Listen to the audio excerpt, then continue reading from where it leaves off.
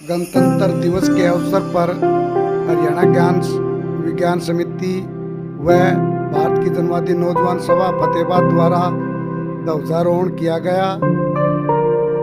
देखिए एक झलक नौजवानों और हरियाणा ज्ञान विज्ञान समिति द्वारा।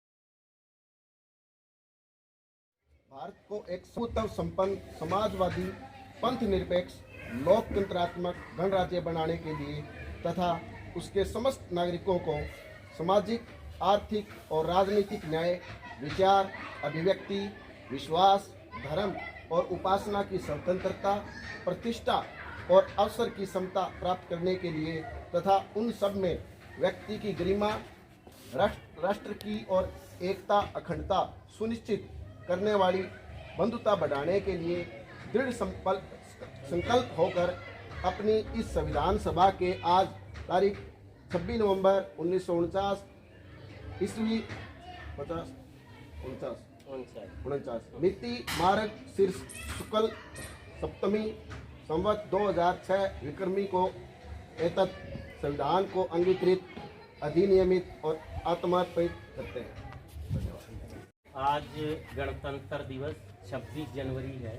आज के दिन हमारा देश सब लोगों पे एक जैसे नियमों के तहत चलना शुरू हुआ था। इससे पहले कोई नियम नहीं थे, राजा के मुंह से निकली आवाज नियम होता था। तो गण का तंत्र, लोगों का शासन, उसके तहत ये गणतंत्र दिवस है। इसको 72 साल हो गए। आज हम 73वां गणतंत्र दिवस मना रहे हैं। तो सभी देशवासियों को और आप सबको इसकी बधाई है, बहुत बहुत।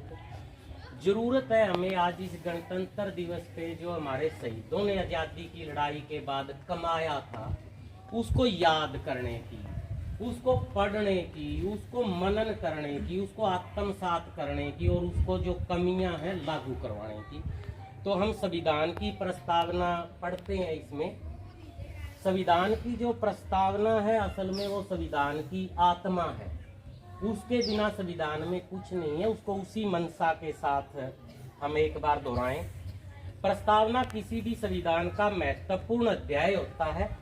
प्रस्तावना में संविधान निर्माताओं का विजन, दर्शन होता है तथा साथ ही संविधान के लक्ष्यों और उद्देश्यों का वर्णन होता है कि हम करना क्या चाहते हैं। इसलिए प्रस्तावना की उद्देशिका भी कहा जाता है। उद्देश्य क्या है हमारे इस आज़ादी के, वो भी प्रस्तावना ही होती है। प्रस्तावना में संविधान निर्माताओं का राष्ट्र निर्माण के प्रति दृष्टिकोण, समाज निर्माण के प्रति दृष्टिकोण तथा नागरिक निर्माण के प्रति दृष्टिकोण लक्षित होता है। भारतीय संविधान में संविधान निर्माताओं की इसी तरह की दृष्टि देखने को मिलती है जिसको हम आगे पढ़ रहे हैं। हम भारत के लोग, इन शब्दों से हमारे देश की प्रस्तावना की शुरुआत है। हम भारत के लोग, भारत की 140 करोड़ जनता, हम भारत के लोग। भारतीय संविधान की शुरुआत हम भारत के लोग शब्दों से होती है, जिसका अर्थ है भारतीय संविधान का निर्माण भारत की जनता ने किया है। सर्वोच्च शक्ति जनता के हाथ में है, किसी व्यक्ति या संस्था या राज्य के हाथ में नहीं है। अंतिम शक्ति जनता है। संपूर्ण प्रभुत्व संपन्न, ये अपने देश के लिए लिखा है। हमें याद करना चाहिए, जब सविनय अवज्ञा आंदोलन के समय डोमिनेंशियल स्टेट देने की बात हुई थी तो उसको हमारे शहीदों ने नकारा था। उसका मतलब ये था कि ऊपरी तौर पे नीतियां अंग्रेज बनाएंगे, राज भारतीय कर लें। आज वही पोजीशन दोबारा खड़ी हुई है कि नीतियां भी हम गुलाम उपनिवेश की तरह, स्वतंत्र उपनिवेश, उपनिवेश शब्द साथ है उसके, तो वहीं तो नहीं आके खड़े हो गए। प्रभुसत्ता वह शक्ति है जो किसी भी राष्ट्र को राज्य बनाती है। जब तक देश अपने आंतरिक व बाह्य विदेशी मामले दोनों में स्वतंत्र होता है तो वह प्रभुत्व संपन्न होता है, जिस पर किसी बाहरी शक्ति का कोई हस्तक्षेप नहीं होता। 15 अगस्त 1947 से पहले भारत न तो अपने आंतरिक मामलों में एवं न बाहरी मामलों में स्वतंत्र था, बल्कि अंग्रेजी साम्राज्य का एक अंग, उपनिवेश या गुलाम मात्र था। भारत एक राष्ट्र तो था परंतु राज्य नहीं था। समाजवादी शब्द जो हमारी प्रस्तावना में है, समाजवादी राज्य वह राज्य होता है जहां किसी एक व्यक्ति या वर्ग का या कुछ व्यक्तियों के कल्याण के लिए कार्य न होकर संपूर्ण समाज के लिए कार्य होता है। समाजवाद में कोई व्यक्ति प्रधान नहीं होता, बल्कि पूरा समाज ही प्रधान होता है। स्वतंत्रता के बाद बहुत सी संस्थाओं का राष्ट्रीयकरण किया गया ताकि सभी का कल्याण हो, ताकि ज़्यादा से ज़्यादा जनता का कल्याण हो सके। 1969 में 14 बैंकों का राष्ट्रीयकरण और 1980 में 6 कुल 20 बैंकों का राष्ट्रीयकरण भी बाकी और सरकारीकरण के तहत ही था। इसी प्रस्तावना में एक शब्द है पंथ निरपेक्षता, धर्म निरपेक्षता। 42वें संविधान संशोधन 1976 द्वारा पंथ निरपेक्ष शब्द भारतीय संविधान की प्रस्तावना में जोड़ा गया। भारतीय परिप्रेक्ष्य में पंथ निरपेक्ष का अर्थ है राज्य का कोई धर्म नहीं होगा। संविधान राज्य की शक्तियों और धर्म को मिलाने की छूट नहीं देगा। इसका अर्थ है धर्म के आधार पर किसी भी व्यक्ति के साथ कोई भेदभाव नहीं होगा।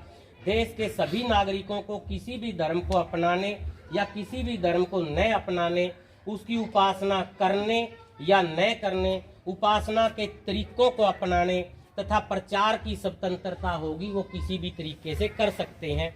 राज्य किसी भी प्रकार की सहायता करते समय नागरिकों से धर्म के आधार पर भेदभाव नहीं करेगा। धर्म नागरिकों का निजी मसला होगा। आज के संदर्भ में भी इसको समझने की जरूरत है। उसी प्रस्तावना में हमें लोकतांत्रिक राज्य दिया है। इसका मतलब है जनता का शासन। लोक मैंने जनता, तंत्र मैंने शासन, अर्थात जिस देश में जनता के वयस्क वोट के अधिकार द्वारा चुनी हुई सरकार हो उसे लोकतंत्र कहते हैं। इब्राहिम लिंकन के शब्दों में कहें तो जनता का जनता के लिए जनता प्रशासन ही लोकतंत्र है। लोकतंत्र में एक निश्चित समय के बाद चुनाव द्वारा सरकार बदल दी जाती है, उसका चुनाव होता है। भारत में यह अवधि 5 वर्ष है। एक सच्चे लोकतंत्र में न केवल जनता द्वारा चुनी हुई सरकार होनी चाहिए, बल्कि सरकार का रवैया भी जनता के भले के लिए होना चाहिए, वरना लोकतंत्र भीड़ तंत्र में बदल जाएगा। जागरूक जनता ही लोकतंत्र की रक्षा कर सकती है। गणतंत्रात्मक, लोकतंत्र और गणतंत्र को हम प्रायवाची की तरह देखते हैं, पर इन दोनों में फर्क है, वो भी हमें समझना चाहिए। जो हमारी संविधान की प्रस्तावना में जिस देश का मुखिया राष्ट्रपति है, मुखिया जनता द्वारा प्रत्यक्ष या अप्रत्यक्ष रूप से चुना हुआ हो, उसे गणतंत्र कहते हैं। भारत का राष्ट्रपति जो कि देश का मुखिया है, अप्रत्यक्ष रूप से निर्वाचित होता है। 26 जनवरी गणतंत्र दिवस को केवल इसलिए नहीं मनाया जाता कि इस दिन हमारे देश का संविधान लागू हुआ था, बल्कि उस दिन हम गणतंत्र भी हुए थे। अर्थात नागरिकों को देश के मुखिया को चुनने का अधिकार भी प्राप्त हुआ था। प्रत्येक गणतांत्रिक देश लोकतांत्रिक होता है, परंतु प्रत्येक लोकतांत्रिक देश गणतंत्र हो ऐसा आवश्यक नहीं है। इंग्लैंड और जापान लोकतांत्रिक देश हैं, परंतु गणतंत्र नहीं है, क्योंकि दोनों देशों के मुखिया वंश परंपरा के तहत एक परिवार से आते हैं। वहाँ राष्ट्रपति ना होकर राजा सिस्टम है, चाहे है वो भी अपने राष्ट्रपति की तरह ज्यादा शक्तियां नहीं है, पर वहाँ राष्ट्रपति नहीं चुने नहीं जाते, इसलिए वो लोकतंत्र है, गणतंत्र नहीं है। अपने यहाँ मंत्रिमंडल भी चुना जाता है और राष्ट्रपति भी चुना जाता है, इसलिए हम दोनों हैं। ये अधिकार हमें संविधान ने दिया। सामाजिक न्याय में देश के नागरिकों से किसी भी आधार पर भेदभाव, जैसे जाति के आधार पे, धर्म के आधार पे या क्षेत्र के आधार पे, लिंग के आधार पे, नस्ल के आधार पे, भाषा या उनके अमीर गरीब के आधार पे नहीं किया जा सकता। समाज के कमजोर वर्गों को विशेष सुविधाएं आरक्षण दे के करो, चाहे वो प्रोत्साहन सहायता दे के, राशियां दे के, सब्सिडी दे के या संरक्षण दे के, सुविधाएं देकर सामाजिक सुरक्षा के तहत समाज के दूसरे वर्गों के बराबर लाने के प्रयास किए जाते हैं, ताकि उनका सामाजिक उत्पीड़न न किया जा सके। किसी को भी विशेष अधिकार नहीं दिए जा सकते कि वो इस अधिकार के तहत बाकी आदमियों से श्रेष्ठ है। ऐसा कोई अधिकार हमारा संविधान किसी को नहीं देता। हमारा संविधान बराबरी का ही अधिकार सबको देता है। आर्थिक न्याय से अभिप्राय देश के प्रत्येक नागरिक को भूख और अभाव से छुटकारा दिलाना है। प्रत्येक नागरिक की मूलभूत आवश्यकताओं रोटी, कपड़ा, मकान, शिक्षा, चिकित्सा की पूर्ति राज्य द्वारा एक जैसी, अनिवार्य तौर पे और फ्री होनी चाहिए, ये हमारा संविधान कहता है। नागरिकों का आर्थिक शोषण नहीं होता है। सभी लोगों को काम की उचित मजदूरी आर्थिक न्याय के तहत दी जानी चाहिए। वंचित तबकों के साथ साथ बेकारी, बुढ़ापा, विकलांग की स्थिति में आर्थिक सुरक्षा के तहत राज्य द्वारा सहायता दी जानी चाहिए, ये हमारा संविधान कहता है। समान काम के लिए समान वेतन देने की बात हमारा संविधान कहता है। आर्थिक न्याय के तहत व्यक्ति की न्यूनतम आवश्यकताओं की पूर्ति की जाती है। न्यूनतम और अधिकतम आय के अंतर को कम से कम रखे जाने की सिफारिश हमारा संविधान करता है। और एक बात और इसके अंदर है, जब तक आर्थिक न्याय नहीं होता, सामाजिक न्याय और राजनीतिक न्याय कोई मायने नहीं रखता है। राजनीतिक न्याय देश के समस्त नागरिकों को बिना किसी भेदभाव के देश के शासन कार्यों में भाग लेने के अधिकार को राजनीतिक न्याय कहते हैं। इसमें मुख्यतः 5 तरह के अधिकार शामिल हैं: वोट देने का अधिकार, चुनाव लड़ने का अधिकार, सरकारी पद प्राप्त करने का अधिकार, सरकार की आलोचना करने का अधिकार, प्रार्थना पत्र देने का अधिकार इत्यादि। इस तरह के अधिकार केवल लोकतांत्रिक व्यवस्था में मिलते हैं, तानाशाही में नहीं। अपने इन अधिकारों का आज क्या स्टैंड है, ये हम इस 73वें संविधान दिवस पे जरूर इसकी समीक्षा करें।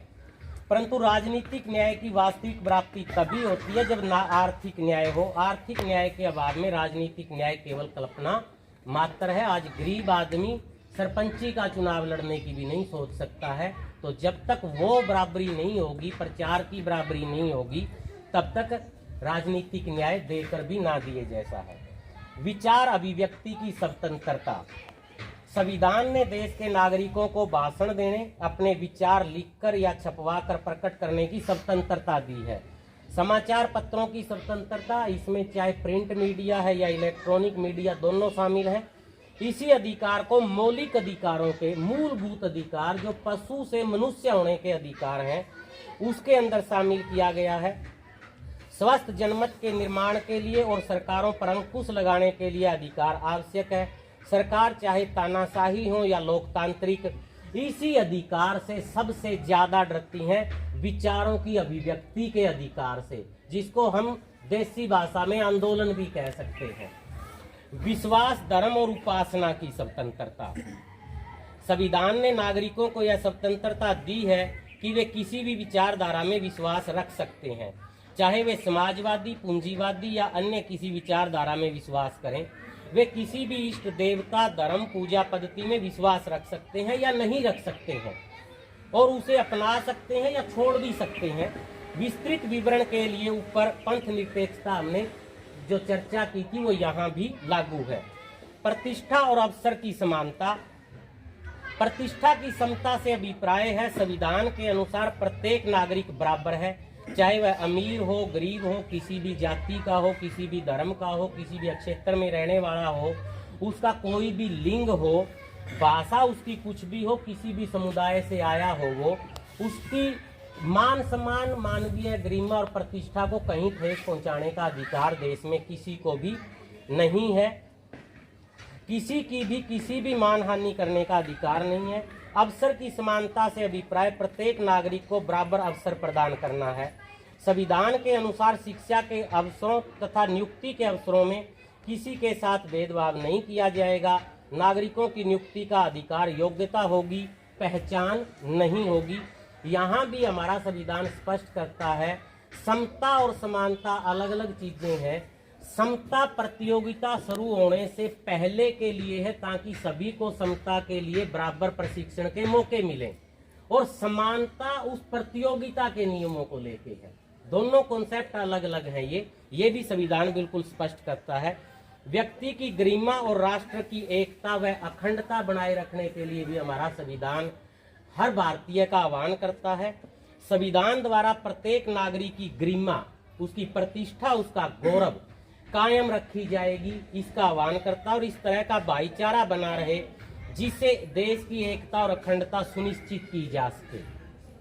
26 नवंबर 1949 को संविधान सभा में इस संविधान को स्वीकृत किया गया, अंगीकृत किया गया, कानून बनाकर अधिनियमित किया गया और स्वयं को इसके सम्मुख समर्पित किया गया, लोगों द्वारा बनाया गया और लोगों को ही दिया गया और लोगों के लिए ही दिया गया।